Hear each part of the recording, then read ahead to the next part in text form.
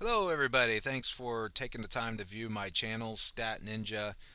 Today, I want to share with you Gordon Ramsay's success rate. This was a show that I actually just discovered a few months ago on YouTube, and I watched all the episodes already, and I found out that there was actually more shows, but they were filmed in the UK before they were done in the US. So today's video, I'm only going to go over the success rate in the United States. I just thought it was a real interesting experiment to go into a failing restaurant, um, provided a top chef that shows them what to do and how to do it and how to be successful, renovating the entire restaurant, and then also renovating the menu as well, and then letting them go to see what happens. It made for a good dramatic skit. It was very entertaining, I thought, and plus I like to cook myself, so I found it really interesting. And what I didn't like is when I got online and I kept seeing all these articles about how they were saying Gordon Ramsay's show was a complete failure, uh, and that most of the restaurants in these episodes failed anyway. So they were just trying to paint him as like a con man or whatever, that he didn't really know what he was doing, and that he was just lucky that he was successful in his environment. And I don't agree with that, because he went into these situations where these restaurants were already $1 million in debt, $300,000 in debt, $80,000 in debt, and they were going to fail no matter what, without any kind of intervention. So I took the time to fact check these stats that these articles were portraying to me, to see if they were actually correct or not. And most of them weren't accurate anyway. Um, so, out of the 77 episodes, there are only 17 restaurants that are still open today. So, yeah, that's a lot of episodes.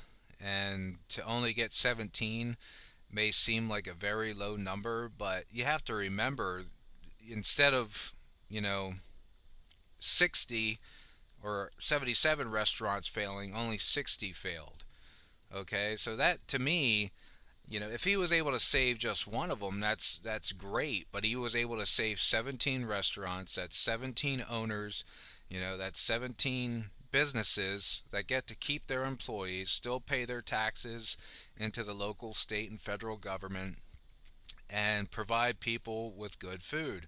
So out of those 77, 17 remained open. So he had basically a 22% success rate, and which is higher than the national average for new businesses that start off in the United States.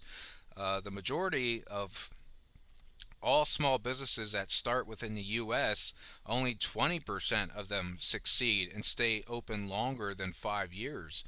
So the fact that he was able to go in and save over 20 to save a little bit over 22% of those businesses, is I think it was worth it. He not only saved 17 restaurants, he was able to do it 2% higher than what the national average was. And then, if you think about it, all these restaurants were going to fail anyway. So to save 22% of them, I think that's a job well done. And you got to keep in mind that he's only there for like 1 week.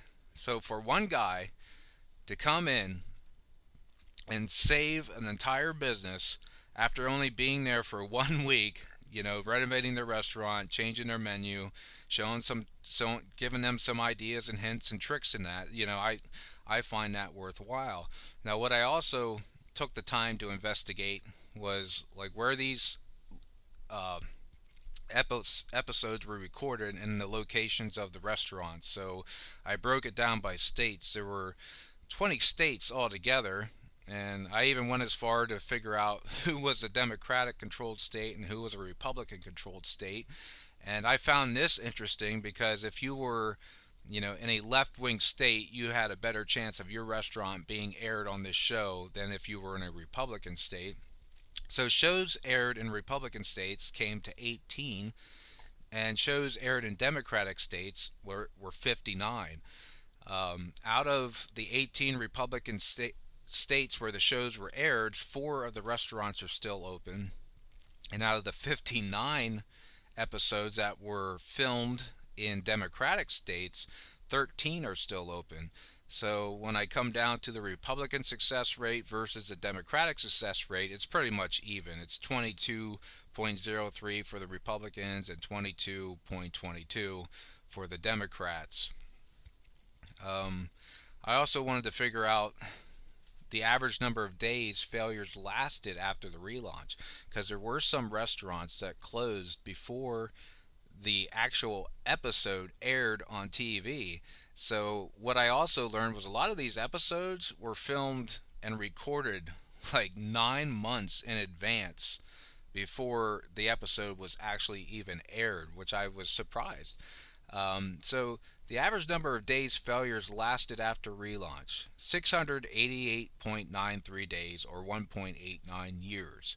Now the average number of days successful relaunches lasted was 2,527.12 days, or 6.92 years. And then you have to remember that's and counting, because they're still open. I did break it down into the states where the episodes were filmed. California, 19 shows. New York, 15 shows. New Jersey, 9 shows. Pennsylvania, 6 shows. Top 4 Democrat states: Massachusetts, Republican governor, 4 shows. Colorado, 3. Florida, 3. Connecticut, 2. Georgia, 2. Louisiana, 2. Michigan, 2. Washington, 2. The rest towards the bottom are all red states: Arizona, Illinois, Indiana, Maryland, Ohio, Tennessee, and Texas, all 1 episode each. So I thought that was pretty interesting that the Democratic states were favored more. I'm going to assume that's because where the location where Gordon was filming, just happened to be New York and California, so most of the shows did end up in New York and California. But I thought, in my analysis of it, I think the show was worthwhile. It did save 17 restaurants out of the 77. And you have to keep in mind, he's only there for 1 week. And to save an entire business just after just showing up and being there for a week and doing your thing, I think that's incredible. I mean, that's really incredible, actually. And to have a success rate that's higher than the national average in the United States is even better yet. So Gordon Gordon Ramsay definitely knows his business. He knows his industry. He's a good chef, and he just seems like a really good person to boot on top of that. But I think the numbers speak for themselves, and I think to save 22% of all these businesses that were going to fail anyway is just amazing. So if you guys liked my video and my analysis, please subscribe below and hit the bell for more, so you can get indications or indicators when I'm posting other new videos. My next video, I was a little more focused on my next video after this one. This is just kind of like a filler video, but my next video I'm hitting missing people, because I really want to know what the numbers is, or what the numbers are in regards to missing people, like here in the United States. How many go missing? How many get found? And I hear all types of number. 1 million kids go missing a year. I've heard up to 3 million. I've read up to 2 million. It's like all over the place. So I've been researching that, and I'm putting that video together. So that's a big one I want to share with you guys. I think it's really important. I've also been studying David Paulides. He does mainly research on missing people in national forests within the United States. He has expanded throughout the world now to include some of those numbers, but I just want to know how many darn people are actually going missing a year, and how many are actually being found, and what are their genders, what are their ages, and I want to bring that to you guys. So if you want to see that video, make sure to subscribe to my video below, hit the bell. Thanks for watching, guys, and Stat Ninja will be out with another video shortly. Alright, thanks, bye.